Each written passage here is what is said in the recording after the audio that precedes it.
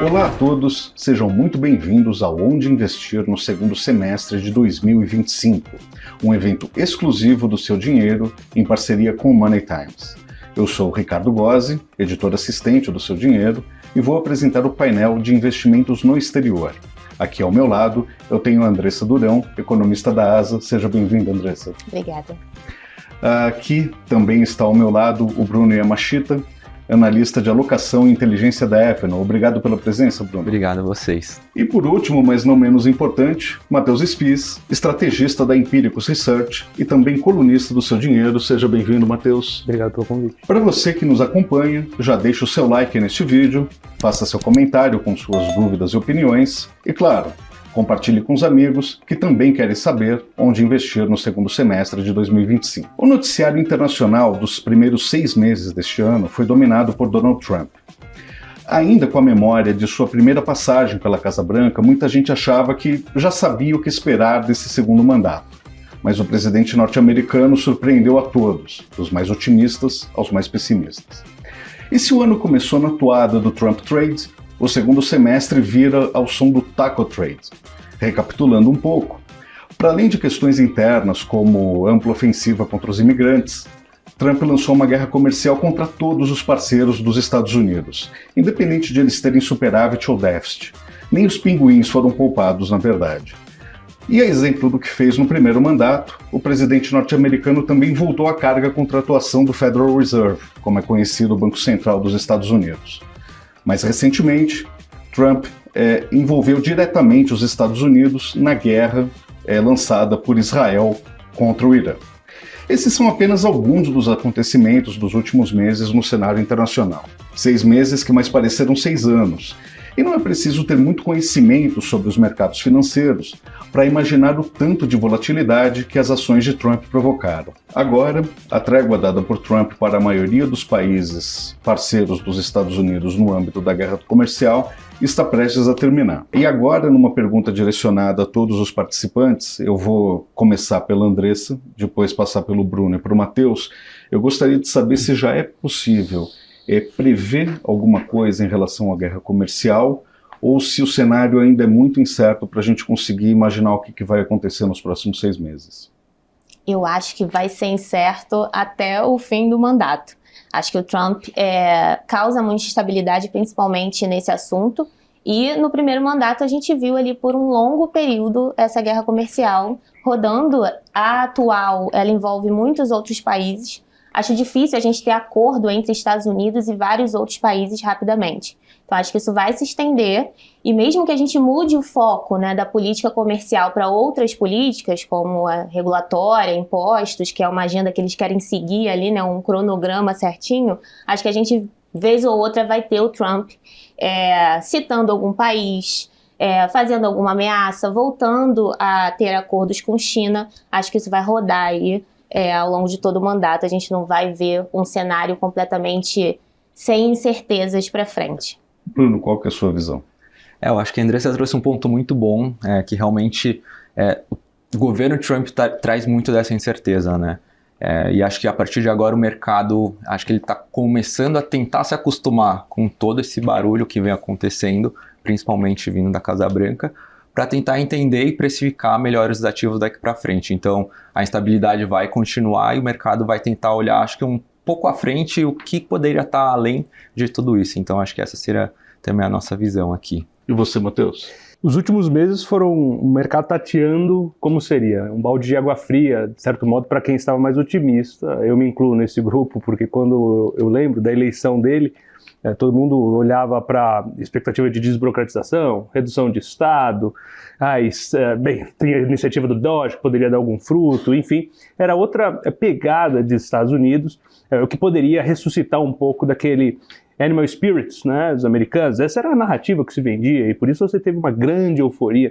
Criptomoedas também, então todo mundo, de certa forma, muito propenso a risco. Quando você começa o governo, todos aqueles outros riscos que foram esquecidos em um primeiro momento, eles começam a ser descontados sobre os preços dos ativos de maneira mais enfática. E como foi muito bem colocado, isso não vai mudar agora. Talvez o que aconteça agora é que você não tenha mais aquela frustração inicial, aquele choque, aquela porrada inicial já passou. Entretanto, isso não significa que as coisas vão mudar. O estilo do presidente está muito mais presente, ele tem uma abordagem até mais agressiva do que o primeiro mandato, e essa volatilidade da tomada de decisão, falam uma coisa num dia, outra no outro dia, e até vai contra o que prometeu na campanha, por exemplo, essa ofensiva contra o Irã, era alguma coisa que ele falava contra, né, os Estados Unidos se envolverem para os apoiadores, né? Como é que fica isso aqui ao longo dos próximos anos? Continua a mesma coisa? Muda? Então, permanece, né, um pouco dessa incerteza. A única coisa é que o choque já foi, o pessoal já está mais acostumado com, pelo menos, o susto, né, e entende que, posso me planejar um pouco melhor, pelo menos, ao longo dos próximos meses, considerando essa incerteza. Tanto que a gente viu um pouco de rotação regional em nível internacional de recursos, né?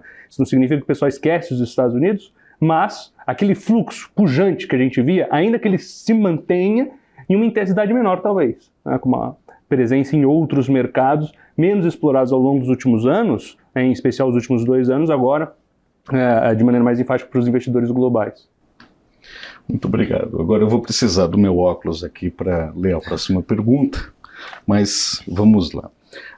A minha pergunta é endereçada ao Bruno, e a questão é a seguinte: Bruno, essa guerra comercial ela tem sido marcada, como o Matheus pontuou, por essas idas e vindas do Donald Trump. Diante de todo esse morde-a-sopra, uma parte do mercado passou a apostar que no final o Trump late mais do que morde. Em pouco tempo os investidores eles abandonaram o Trump Trade e partiram para o Taco Trade, que seria o Trump Always Chicken Out, né? Qual dessas tendências vai prevalecer no mercado de ações nos Estados Unidos? É possível cravar? Acho que cravar com 100% de certeza é sempre uma tarefa muito difícil aqui para a gente, mas dado tudo que a gente vem acompanhando e olhando em retrospecto, principalmente esses últimos meses, é claro que o mercado surfou isso ali, a gente viu aquele Liberation Day no dia 2, depois no dia 9 o Trump anunciando que ia postergar, né, ia dar essa pausa nas tarifas, então a gente viu também uma alta muito forte dos índices. E a gente olha a partir de agora, o que está acontecendo.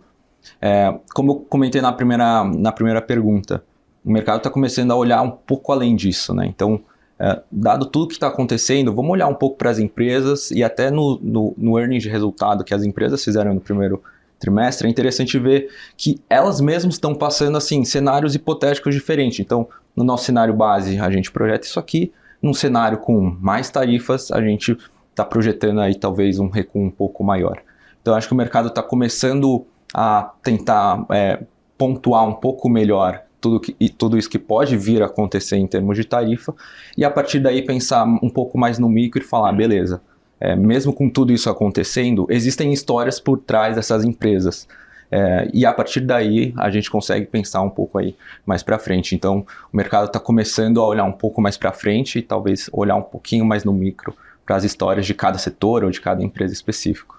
Essa minha próxima pergunta ela é mais endereçada para a Andressa. Além dessa guerra comercial mais intensa do que se esperava, o Trump vem fazendo críticas pesadas ao Fed, executando uma política de cortes de impostos num momento de grande preocupação com a sustentabilidade da dívida norte-americana. A pergunta que fica para a gente é: o Trump está minando a confiança dos investidores nos Estados Unidos? Sim, mas eu diria que muito mais via política comercial do que pelos outros fatores que você colocou. Eu acho que a independência do Fed ser colocada à prova, obviamente, é um risco, é uma questão super séria, mas que não é todo mundo que acredita que vai acontecer nos Estados Unidos. Na verdade, a grande maioria não acredita que vai acontecer. Uma probabilidade muito baixa de você ter alguma interferência séria, de você conseguir ali acabar com a independência. Então, eu acho que existe um cenário ali de risco, mas ninguém confia muito que o Trump efetivamente iria intervir, iria demitir o Powell, contratar alguém durante o mandato do Powell. Eu acho que isso não tem uma probabilidade alta. Então, os investidores, apesar de sempre estarem ali olhando o que o Trump está falando em relação ao Powell, fazendo perguntas às vezes se o Powell pensa em sair antes, se ele vai ceder a alguma dessas ameaças, não acho que o mercado se preocupe tanto com isso.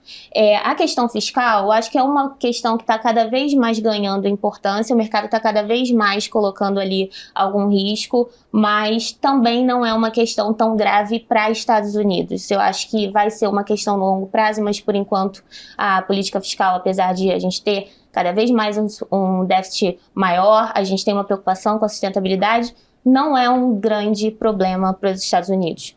E aí, eu diria que, apesar dessa preocupação cada vez maior, também não é um ponto específico do governo Trump. Acho que já era algo que vinha sendo endereçado em outros governos, mercado um pouco preocupado, mas quando você olha para Congresso, para a política, de fato, ninguém está muito preocupado.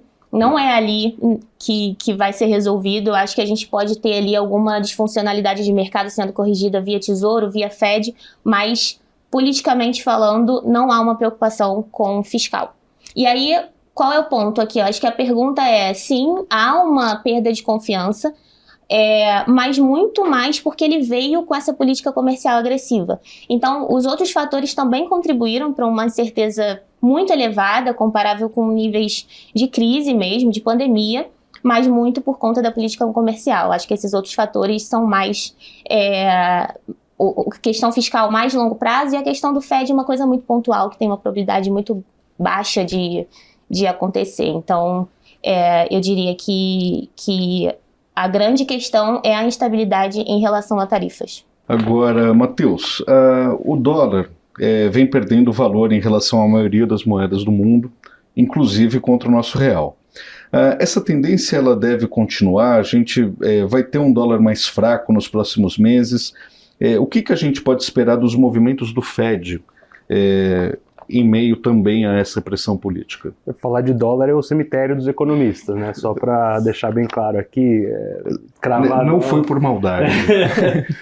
O grande ponto, acho que até colocando um pouco do que a Andressa passou na resposta anterior, essa crise de credibilidade pelo qual passa os Estados Unidos. Eu também não sou aqueles que aderem à tese do Sell America 100%. Né? Mas, sem dúvida, você começa a observar um ceticismo adicional que você não tinha antes em relação à moeda americana. Isso significa que a moeda americana vai deixar de ser a principal do mundo? Significa que todo mundo vai vender Estados Unidos? Não. Não é o caso aqui. Uma coisa que o pessoal da Gavekal falou e eu achei bem interessante é que o governo Trump inverteu a dinâmica tradicional de como você observa perspectiva econômica. Em geral, o que você observa? Maior incerteza no longo prazo e menor no curto. Né? Ele inverteu essa dinâmica. O pessoal fala assim, os Estados Unidos vai continuar sendo os Estados Unidos a longo prazo. Agora, no curto prazo, vai ficar essa volatilidade mesmo. É claro que isso macula um pouco os investidores, de certa maneira, e, consequentemente, o pessoal rotaciona os recursos que eu tinha falado anteriormente. Então, claro que o ganho de força relativo do real nesses primeiros meses do ano esteve muito relacionado com a perda de espaço do dólar em nível global. Se a gente pegar o DXY, que é o dólar index, né, que ele mede a força do dólar frente a uma cesta de divisas, em especial as moedas fortes, né, em especial o euro, você tem nitidamente um recuo do dólar frente às outras moedas, em especial o euro, que recebeu muitos recursos, com alguns investimentos até temáticos em defesa, enfim, que estão andando muito bem na Europa. Você pode esclarecer aqui o quanto isso é limitado ou não, mas sem dúvida é um movimento que pelo menos assim, durante o mandato do Trump veio para ficar. Ainda que, excepcionalmente, ele volte a ganhar força, a gente pode voltar a ver episódios de perda de espaço do dólar index, até mesmo porque ele parte de um patamar muito elevado.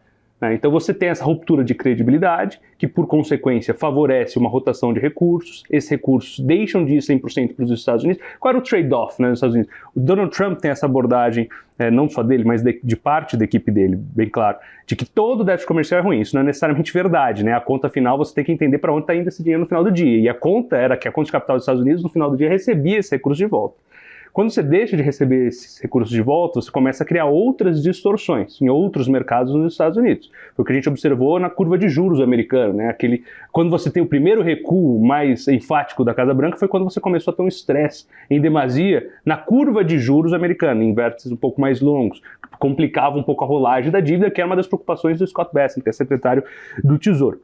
Então, note que houve já um desbalanceio da ordem que a gente observou, em especial nos últimos 2 anos, em que prevaleceu aquela tese do AI, all in on artificial intelligence, era só isso, e agora o pessoal fala, o pessoal que já falava assim, tá caro, observa outros mercados que primeiro ficaram para trás, segundo, começam a ter uma atratividade relativa, terceiro, se a gente observar o crescimento dos Estados Unidos de maneira até diferenciada ao longo dos últimos 2 anos, em grande parte derivada de um expansionismo fiscal. Se eu ver outros países com tendência expansionista fiscal, o caso da Alemanha, por exemplo, você já fala, olha com bons olhos para isso, né, por mais contraintuitivo que isso possa soar, tendo em vista que a gente já parte de um patamar muito estresse fiscal, mas você vai continuar a ver esse tipo de rotação.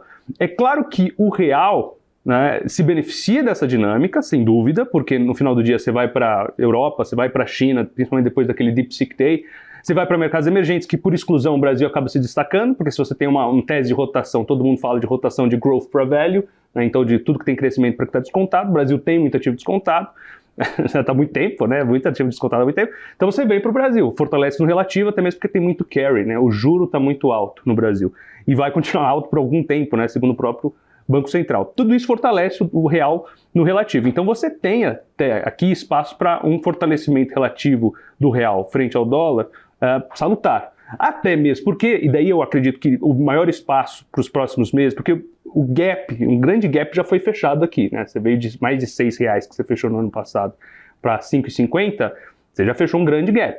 Agora você tem os problemas domésticos do Brasil, né, que precisam ser debelados, em especial fiscal. Só que isso não vai ser resolvido no curto prazo. Então o que o mercado começa a precificar sobre câmbio agora? Provavelmente rally eleitoral. Né? Então ao longo dos próximos meses, algo que deve fazer pressão no comportamento do dólar contra o real é justamente rally eleitoral, dinâmica de pesquisa, como isso tem se comportado. Porque se entrar no radar, já entrou, né? Essa é a grande verdade, mas se entrar no radar cada vez mais, né, por exemplo, a chance de uma mudança do pêndulo político para algo mais reformista, pró-mercado, fiscalista, o real ganha força. Adicionalmente, considerando, claro, que você continue a ver, como eu acredito que será o caso, uma degradação gradual, ainda que mais lenta do que a gente viu no primeiro momento, do dólar em nível global. Tá legal.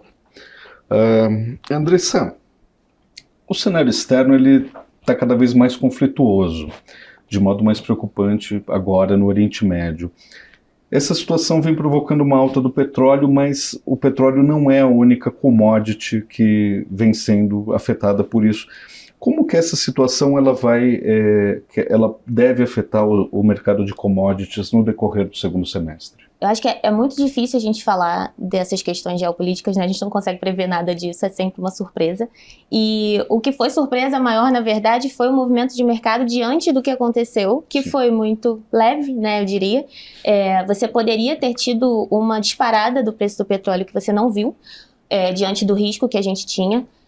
Agora que está tudo, não diria que passou, mas passou um pouco o susto, a gente vê que, além de não ter sido uma reação tão forte, a gente não tem, pelo menos na casa, né, lá no Ásia, a gente não tem um cenário de economia forte esse ano. A gente tem uma desaceleração que pode não ser uma recessão, mas vai ser uma desaceleração boa da economia americana esse ano, e a gente acredita numa desaceleração global. Então, falando de commodities no segundo semestre, aí, mesmo que a gente exclua o petróleo por questões geopolíticas, mas também com o petróleo, eu acho que a gente acredita numa fraqueza de commodities. Já era um cenário base antes de tudo acontecer, tanto Trump como questões geopolíticas piorando esse ano. A gente já tinha um cenário de commodities mais fracas, e a gente agora, com um cenário de economia americana desacelerando ainda mais esse ano, economia global, de forma geral, uma desaceleração.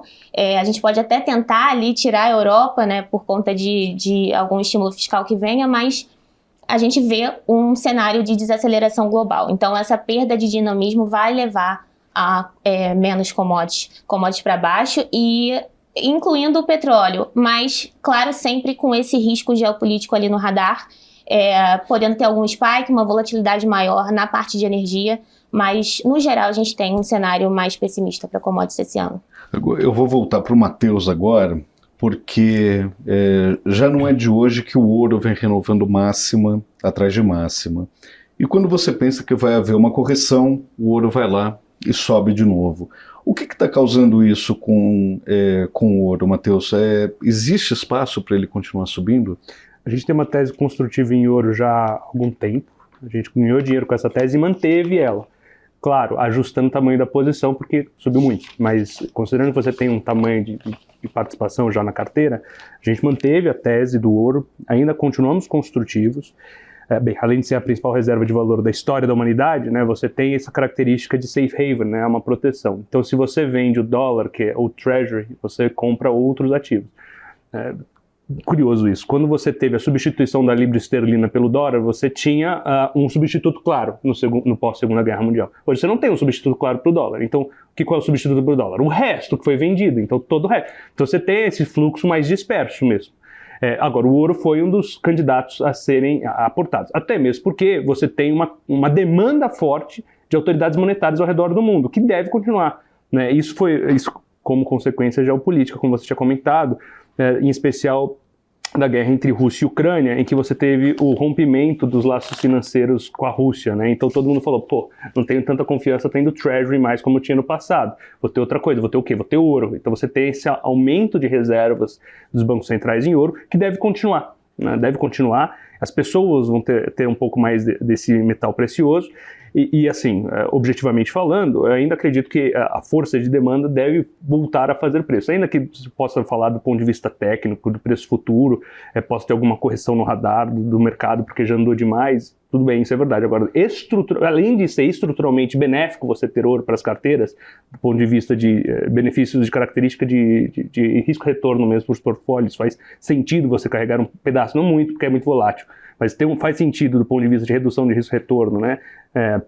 Aprimora essa característica das carteiras. Além disso, ainda acredito que vai andar um pouco mais, né? Então você tem, vamos supor, né? Se tiver um spike inflacionário da guerra comercial por algum motivo que seja, o ouro costuma ser beneficiado nesse tipo de movimento de spike de inflação.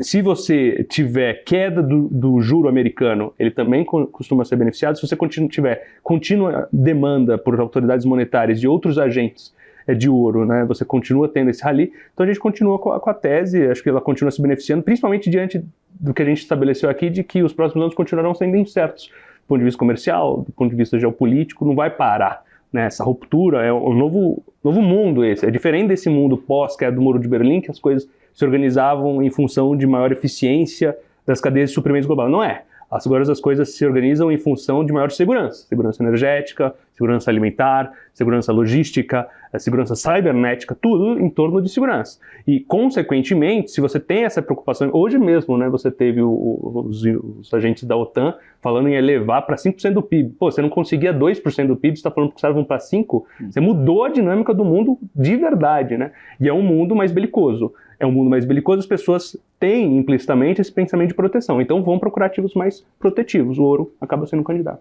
Então, eu vou me permitir voltar para excluir o ouro da minha lista de commodities e concordar com o Matheus, que é uma questão estrutural, uma mudança mesmo de dinâmica. Então, acho que no ponto, falando de commodities fracas, mas o ouro, certamente, a gente também com essa ideia de que mudou muito desde Rússia e Ucrânia e continua ganhando espaço aí como reserva. Então, a gente também vê um cenário mais otimista, continua nessa tendência de mais países procurando, principalmente agora com essa questão de perda do dólar. Então, eu acho importante colocar também esse ponto do ouro, concordar aí com um cenário mais forte daqui para frente. Certo. E seria possível vislumbrar um limite de preço ou de tempo para essa potencial valorização? Não consigo dar preço, mas eu acho que em relação a timing, a gente está vendo no horizonte de longo prazo, a gente está vendo realmente uma questão estrutural. Então você tem ali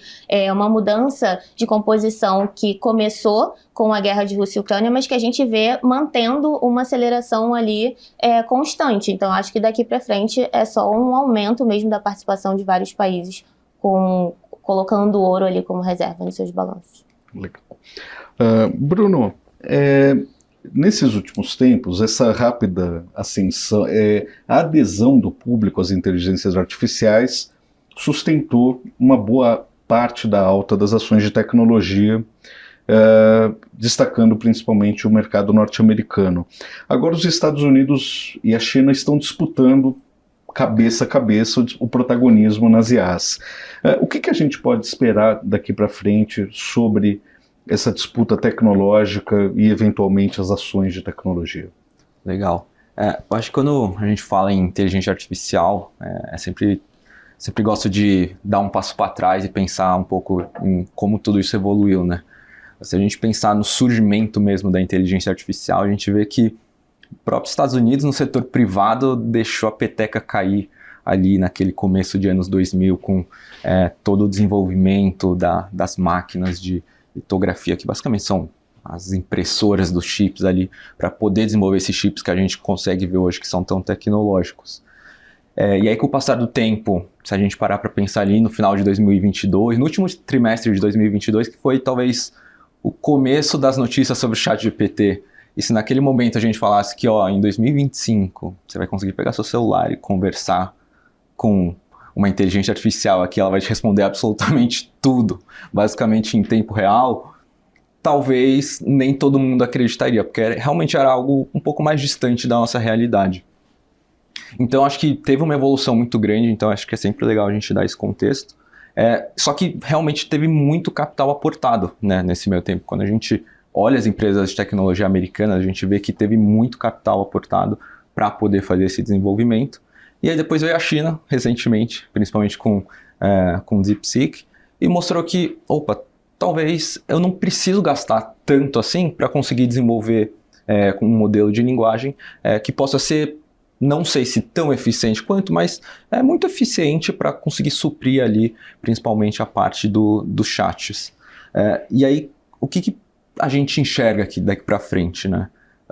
Com esse surgimento, eu acho que deixa um sinal, um recado muito claro, principalmente para as empresas privadas, que a gente vê surgindo muitas empresas privadas, principalmente nos Estados Unidos, que olha, talvez você consiga desenvolver alguma coisa muito interessante em inteligência artificial, mas sem precisar gastar tanto igual todas essas empresas estavam mostrando. Então, se a gente parar para pensar no mercado privado das startups que estão surgindo de inteligência artificial, a gente já vê algumas startups valendo alguns bilhões de dólares.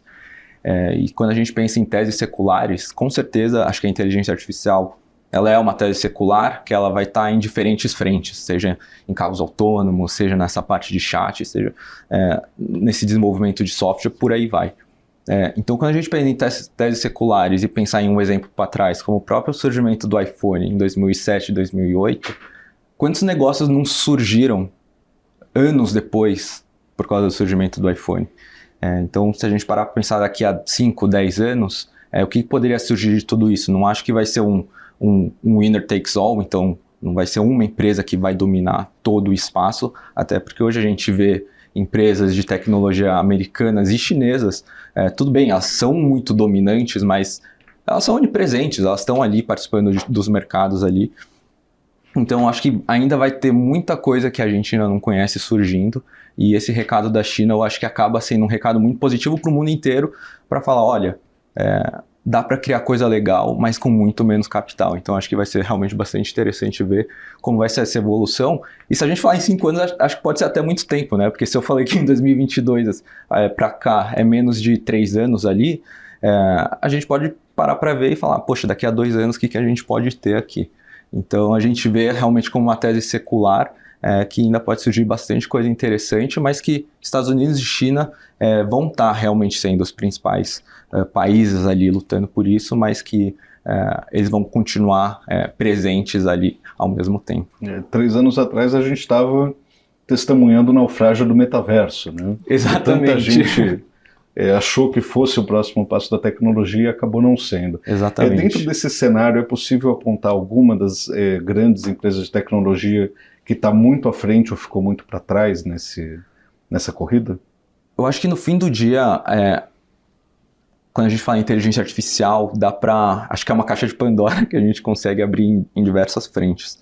Mas eu acho que as grandes empresas de tecnologia hoje listadas em bolsa vão ser aquelas que talvez vão estar suprindo a infraestrutura para as empresas menores poderem conseguir desenvolver novos produtos. Então, eu acho que elas vão continuar tendo uma participação relevante por toda essa infraestrutura que elas estão construindo. E aí, a partir daí, eu acho que coisas novas podem surgir, igual a gente já vê, por exemplo, o CEO de empresa com 27, 28 anos criando startups aí já na casa de bilhão de valuation. Agora, aproveitando que a gente estava ali falando da China, agora uma endereçada para a Andressa, a guerra comercial, por exemplo, recentemente ela conseguiu a proeza de reaproximar a União Europeia do Reino Unido pouco tempo depois do Brexit. Mas temos outras potências como China, Índia, Japão, que estão se reposicionando no tabuleiro. especialmente sobre a China. Qual que é o futuro dela no meio da guerra comercial e também dos dilemas econômicos que ela vem enfrentando? Acho que a gente pode separar, né, o efeito guerra comercial do efeito que a gente acredita ser estrutural da China. A gente, na casa, é muito pessimista com a China há bastante tempo. A gente não acredita que a China vai conseguir continuar crescendo 5%. A gente não acredita que o governo vai conseguir estimular nos próximos anos para continuar crescendo 5%. Então, a gente acredita numa desaceleração para 4% rapidamente. Acho que não tem muita salvação no mercado imobiliário e não tem muita substituição do mercado imobiliário. Então, como pensar num PIB tão grande sem essa parcela que foi tão importante nos últimos anos? Então, a nossa visão de China é uma desaceleração, um crescimento potencial bem menor nos próximos anos. Mas pensando em guerra comercial, o que a gente viu, eu acho que são duas Chinas diferentes na primeira guerra comercial e na segunda. Então, no primeiro governo Trump, você tinha uma China completamente dependente ainda dos Estados Unidos e que, a partir dali, começou a se tornar autossuficiente em várias questões. Então, vários setores, várias políticas foram feitas. A própria questão da moeda, eles agora têm outras opções. Então, eu acho que hoje a China conseguiu se dissociar em parte dos Estados Unidos e isso pode continuar acontecendo. Então, ainda são dependentes, muito dependentes um do outro, um país do outro, mas eu acredito que possa haver essa dissociação total para frente, porque a gente sabe que a China é uma economia que vai ali agir de forma isolada, né, que a gente pode não ficar sabendo do que está rolando e, de repente, eles anunciarem algo ou surpreenderem de alguma forma com alguma política, com algum tipo de investimento, com algo que possa fazer com que a gente entenda que a China ela pode se tornar autossuficiente mesmo. Então, acredito que essa guerra comercial, agora a gente tem uma China com uma postura totalmente diferente. Então, a gente viu o Trump tendo que fazer um movimento para fazer um acordo com a China. E ele imaginou que a China fosse até ele para fazer um acordo. Então, a gente viu uma China completamente dissociada dos Estados Unidos em postura, né? Eu não vou atrás, vou ficar quieta enquanto você vê tudo acontecer e vê que vai ser ruim para você também, e depois o Trump tendo que fazer um movimento. Hoje parece estar tudo calmo, mas como falei no início, eu acredito que um possa cutucar o outro daqui a pouco. A gente ainda está vendo o acordo rolando, né? Então ainda vão ter negociações. Eu acredito que no longo prazo a gente possa ter essa dissociação. Por enquanto não, a gente ainda vai ver o trade ali acontecendo entre os dois países, mas eu vejo uma China diferente hoje. Vai ser uma desacoplagem cada vez maior com o passar do tempo. Infelizmente. Isso é uma coisa interessante, porque me parece, quando eu vejo o que está acontecendo, que o Trump não estava preparado para encontrar a China que ele encontrou. Ele esperava que fosse encontrar a mesma China que ele encontrou quando ele assumiu em 2017. Né? Não é o caso. Enquanto isso, a China estava preparada para o Trump que encontrou. Sabia que o cara ia vir agressivo, e de fato veio, e ela está toda diferente como era no passado. Ela mudou, bem, um país que muda a cada 10 anos muda muito. E não foi diferente dos últimos 10 anos. Eles mudaram muito. Talvez não como ele mudava ao longo dos últimos 30 anos. Ou seja, se você fosse na China no final da década de 90, no final dos anos 2000, no final dos anos 2010, eram Chinas estruturalmente diferentes, do ponto de vista da infraestrutura. Hoje, você vê comportamento diferente na sociedade chinesa, do governo chinês em relação ao mundo. É outra postura, mas mudou muito, né? Ninguém imaginava que fosse ter uma resposta tão dura. Foi a única que retalhou. Se você observar, todo mundo ficou pianinho, assistindo aquele show de horror que foi aquele de tarifas recíprocas, não teve pé nem cabeça.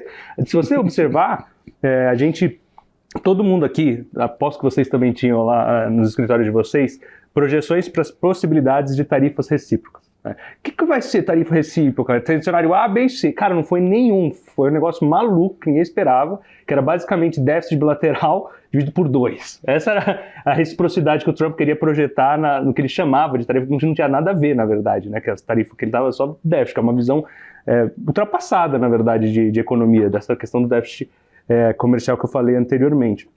E ainda bem que tem a ala mais pragmática. né? Porque no fundo, sobre essa questão comercial, havia um diagnóstico, assim, podemos até dizer correto, no sentido de que você teve, ao longo dos últimos anos, a criação de algumas distorções no interior da economia americana e no comércio global. Distorções que poderiam ser corrigidas, e parte dessas distorções poderiam ser endereçadas com reindustrialização. Não de tudo, você não pode fazer torradeira nos Estados Unidos de novo, não faz sentido, nem iPhone, mas você poderia pensar em alguma coisa mais de ponta. Isso sim é reindustrializado. A aplicação prática foi um desastre completo. Então, isso forçou um recuo da Casa Branca, meio vexatório até para eles, que nunca foi assumido, né?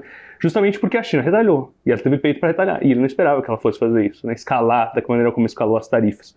E aconteceu. Ela escalou praticamente até um embargo, né? Na prática inviabilizava o comércio da maneira que estava, por isso que tiveram que voltar tudo, né? Porque não fazia sentido, você ia estourar a economia global, se continuasse naquele sentido. Então, assim, sem dúvida, é uma mentalidade que mudou por parte do governo, que caminha, assim, não para voltar a ser como era no passado, mas aprofundar na direção que a gente está indo agora.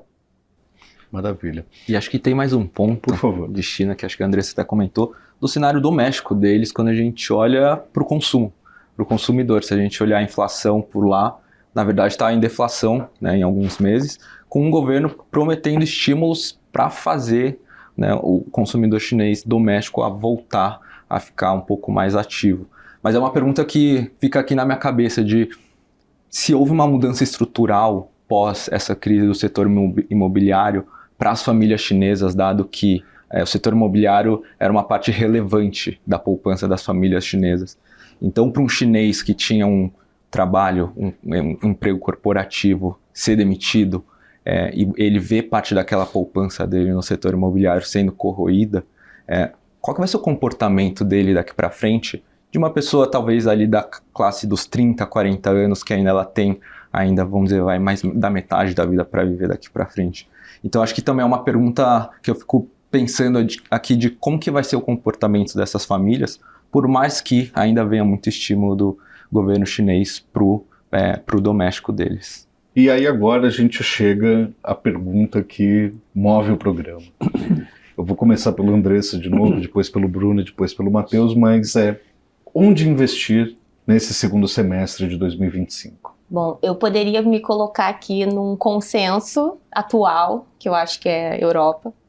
Acho que a Europa pegou um timing ali bom, que era a discussão da saída dos Estados Unidos e eles entrando com, finalmente eu vou estimular. A Alemanha falou, tenho espaço, vou fazer. Então acho que foi dos dois lados, né? E aí todo mundo, então eu quero o euro. Do nosso lado, eu acho que não vou entrar nessa, não vou indicar a Europa. Acho que a gente está um pouco cético quanto a isso, porque acha que o estímulo pode demorar a pegar, pode não ser isso tudo que estão imaginando. E eu vou defender ainda a questão do dólar, porque a gente tem um cenário na casa, como eu falei, de desaceleração global. A gente não abandonou ainda o call de recessão, e não sabe se vai, porque a gente está vendo uma desaceleração boa ali, pelo menos do lado do consumo e tudo mais. Acha que os dados estão muito ruidosos ainda com essa questão de antecipação de importação, antecipou ou não e tudo mais. Eu acho que o segundo semestre onde a gente vai ver se realmente vai bater a inflação tarifária, se realmente a gente vai ver Estados Unidos desacelerando ou não. E como a gente está nessa ponta, eu acho que a gente pode caminhar para um cenário de aversão ao risco, e que o dólar ainda seria a moeda principal. Então, eu acho que se a gente realmente caminhar para esse cenário que a gente está apostando, de maior desaceleração do que a maioria espera, a gente ainda vai ter o dólar como a fortaleza ali num cenário de aversão ao risco. Acho que aos poucos pode sim perder o espaço, mas nesse cenário eu ainda aposto num dólar forte. Para a gente, acho que pensando numa alocação estrutural de longo prazo, a gente ainda olha com muito bons olhos para a renda fixa de dívida corporativa americana, principalmente aquelas que a gente chama de grau de investimento, que são aquelas empresas que têm balanços saudáveis, que não têm problemas de endividamento, que possuem negócios, posições dominantes no mercado. Então, a gente ainda vê que a rentabilidade na dívida corporativa americana das empresas de grau de investimento, elas ainda são muito atrativas versus o que foi o histórico. Se a gente pegar um histórico aí de 10 anos, a gente vê que essa rentabilidade é muito menor. Então, pensando numa carteira estrutural um pouco mais de longo prazo, a gente vê que essas empresas aqui são muito saudáveis, oferecendo um retorno perto de 5%, que é mais ou menos onde está hoje, ela continua bastante atrativa. Do lado de bolsa, a gente vê com um pouco mais de cautela, porque se a gente traçar hoje uma linha reta de onde está o S&P versus o Liberation Day ali no dia 2 de abril, basicamente o mercado está falando que não aconteceu nada ali. Então, o índice já voltou para cima daquele patamar. Então, é como se o mercado estivesse ignorando tudo o que aconteceu. Claro que a gente ainda acredita em teses seculares, como eu falei, de inteligência artificial, mas a gente está olhando com um pouco mais de cautela nesse momento para a Bolsa. A gente continua trabalhando aqui na Empíricos com uma alocação estrutural muito maior do que a média do brasileiro lá fora. Então, aqui no Brasil, a gente investe pouco no exterior. O brasileiro, em média, investe pouco no exterior, então a gente sempre incentiva o investimento no exterior. Então, pensar assim na sua carteira, tentar levar... não tenho nada, Matheus, o que eu faço? Tentar trabalhar para levar isso de 15% a 30% da sua carteira lá fora. Não precisa fazer coisa maluca para isso. Você pode fazer isso com responsabilidade, com ativos saudáveis, até com uma certa previsibilidade indo para a renda fixa, né? No começo do ano, quando a gente começa a ter essa rotação um pouco de recursos de maneira um pouco mais estressada por conta do Donald Trump, o Michael Hartnett do Bank of America, ele falou que a gente estava saindo daquele AIAI, que eu tinha mencionado aqui, para o BIG, que é Bonds, você mencionou, International, vai lá fora, e Gold, né? Esse é o BIG, são os acrônimos. O internacional é de uma perspectiva americana, né? Você tirar seu dinheiro dos Estados Unidos. Eu entendo isso, mas eu não sou aquele outro acrônimo que também ganhou popularidade com o pessoal que é muito Sell America, que é muito vem dos Estados Unidos, que é o abuso, né? Anything but US. É qualquer coisa menos Estados Unidos. Não sou partidário dessa tese, eu ainda acredito que os Estados Unidos, a longo prazo, continua sendo o coração do mundo, pelo menos no nosso espaço de vida, provavelmente continuará sendo assim, ainda que com mais rupturas nessa ordem geopolítica continue aparecendo. Então você tem que ter, do ponto de vista de alocação, parte relevante desses 30%, por exemplo, que você tem lá fora, 15% a 30%, nos Estados Unidos. Você pode fazer isso das maneiras mais diferentes possíveis. Você pode ter dólar puro, né? Você coloca naqueles fundos de money market, vão te render um pouco juro baixo, mas ainda vai estar em moeda forte, né? Você tem uma moeda exótica aqui no Brasil. Então, consequentemente, você tem uma moeda fora na carteira, já melhora um pouco o equilíbrio dela. Você tem os bonds, que você me mencionou, até equity, tá? Tem boas coisas nos Estados Unidos que não andaram tanto. Até dá para você fazer um barbell strategy ali no que você tem de equity americano. Mas daí eu me permito discordar um pouquinho do que o Anderson falou. Eu sou partidário da tese em Europa, mas especificamente num setor. E daí é um setor polêmico, eu sei, mas a gente tem recomendado algumas teses de defesa. Assim, dá para facilitar, tá? Isso aqui é investimento temático. Investimento temático é mais sensível, você não pode fazer uma aposta gigante na sua carteira. Mas vamos supor que você coloca um pedaço dessa carteira de 15% a 30%, né? Do que você tem lá fora, me parece interessante teses de defesas. É polêmico, nem todo mundo concorda, mas considerando que o mundo vai investir muito nisso nos próximos anos, sem parar, né, vai jogar dinheiro, despejar dinheiro, a gente, né, uma coisa é o que você acha, outra coisa é como você se expõe à realidade dos fatos, né, e a realidade dos fatos é que o pessoal vai fazer isso, então a gente tem que se expor de algum jeito, até mesmo porque se torna um hedge geopolítico, né, esse tipo de coisa. É uma tese que tem dado certo e a gente não tirou da carteira, pelo menos dessas recomendações independentes que temos aqui.